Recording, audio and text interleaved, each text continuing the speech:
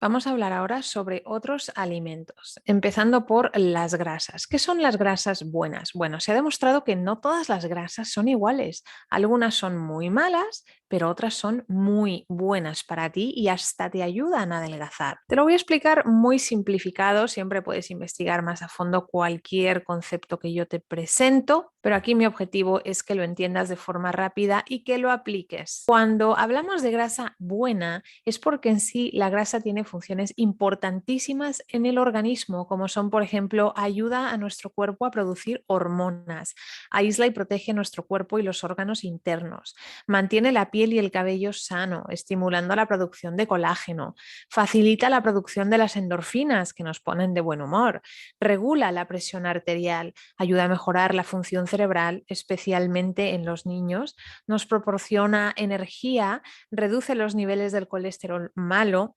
alivia los síntomas del síndrome premenstrual y la menopausia, reduce los riesgos contra enfermedades cardíacas, reduce los riesgos de diferentes tipos de cáncer y también ayuda en el transporte de algunas vitaminas a través de nuestro torrente sanguíneo. Y por todo esto es por lo que te ayuda a adelgazar, porque tu cuerpo la absorbe para muchísimas funciones donde la necesita. Por lo tanto, no se acumula como reserva, sino que es utilizada inmediatamente. Además, literalmente es como si engrasara la máquina que es tu cuerpo, facilitando que todo funcione como un relojito suizo. Y esto termina beneficiando todos tus órganos y sistemas, incluyendo la digestión, el metabolismo, la excreción, es decir, todo aquello que facilita que adelgaces. La doctora Walsh también explica a detalle la importancia de las grasas para el buen funcionamiento de nuestras neuronas.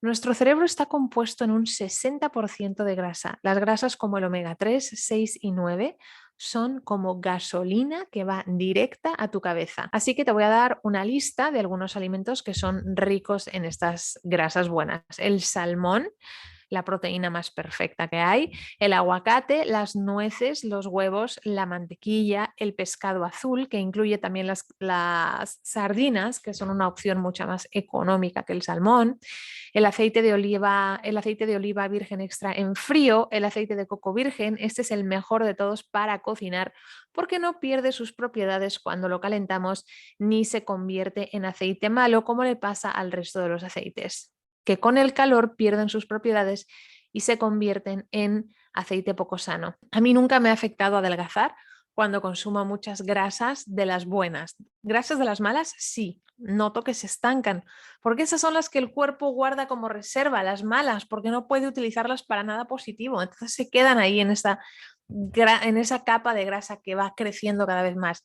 Pero las grasas buenas, el cuerpo las utiliza y mucho. Hombre, esto no quiere decir que te bebas 1 litro de aceite de virgen extra, pero tampoco quiere decir que lo limites a 2 cucharadas soperas de aceite de oliva al día. Y a todo esto, ¿qué son las grasas malas? Bueno, pues estas son las saturadas, las trans, las que se encuentran en los alimentos procesados, los industrializados, como el pan dulce, la margarina, las frituras, el aceite que usas para cocinar cuando se calienta mucho y llega a su punto de humo, que es literal cuando despide humo, es cuando cambia y se convierte en este tipo de aceite. El problema de las grasas malas es que no son utilizables ni benéficas para tu organismo.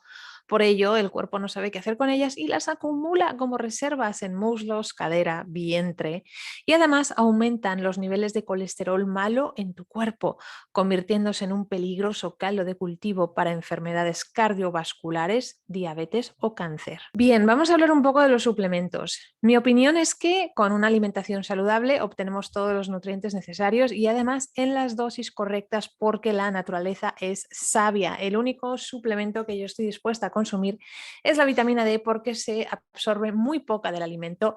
El cuerpo sintetiza el 80% de la vitamina D del sol y lamentablemente durante muchos meses al año no nos da el sol.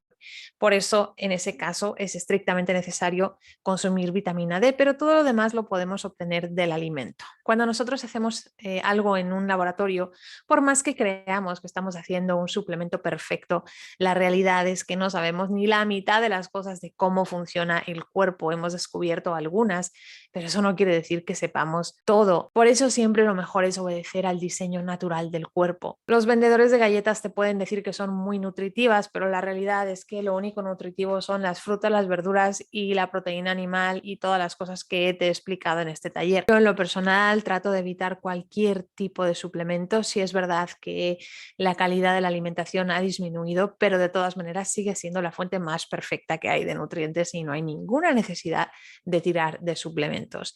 Respecto a la sal es una fuente importantísima de minerales. El cuerpo no tiene muchas fuentes de minerales, la sal es una de ellas, pero no cualquier sal. Evidentemente la sal refinada, la sal de mesa, de esa hay que huir, pero hay muchas sales que son muy naturales. Por ejemplo, la sal del Himalaya, que es virgen, conserva muchos de sus naturales.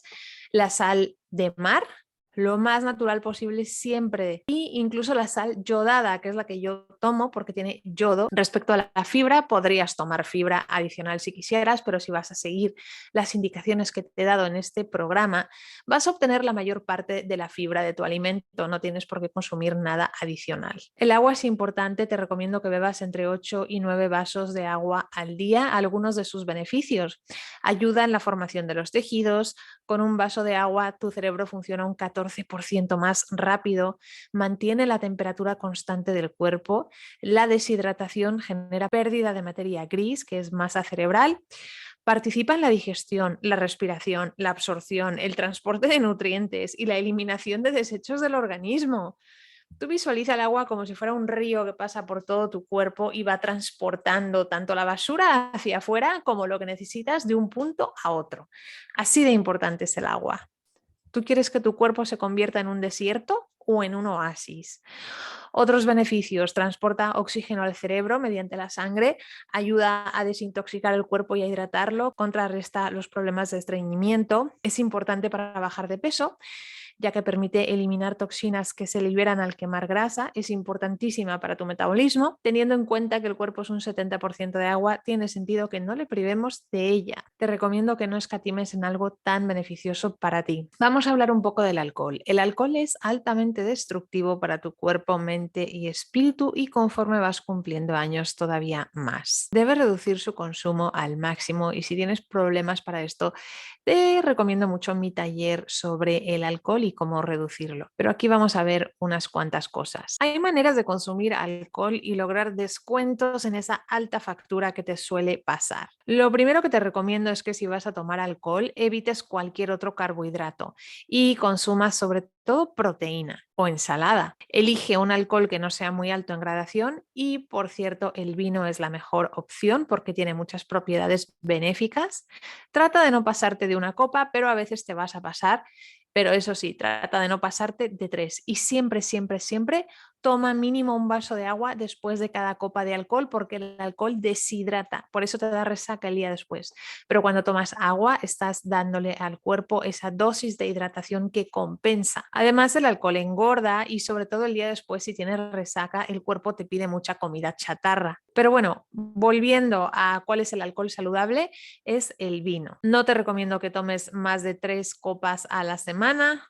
Y no te recomiendo que lo hagas todas las semanas. A veces puede pasar, a veces te vas a pasar, pero ten cuidado, porque si hay estudios que vinculan el consumo de solo 3 copas a la semana con el cáncer en mujeres. Por lo tanto, una semana no pasa nada, pero si todas tus semanas consistentemente te estás tomando 3 copas de vino o más, te recomendaría que empezases a ver formas de bajar ese consumo. Otro tema que hay que ver con los alimentos es tener el arco iris en tu plato. ¿A qué nos referimos? Consiste en tratar de tener todos los colores posibles presentes en tu plato. Cuanto más colores, mejor, y tiene una explicación científica, porque cada color de una fruta o una verdura indica diferentes variedades de nutrientes.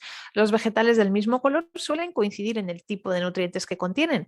Por eso, al incluir más variedad de colores, estás enriqueciendo tu plato desde el punto de vista nutricional. Esto es mucho más simple que tratar de memorizarte las propiedades de cada alimento. Solo varía los colores y con eso te vas a asegurar mucha variedad. Te recomiendo que cada día intentes tener 3 colores diferentes a lo largo del día de frutas y verduras.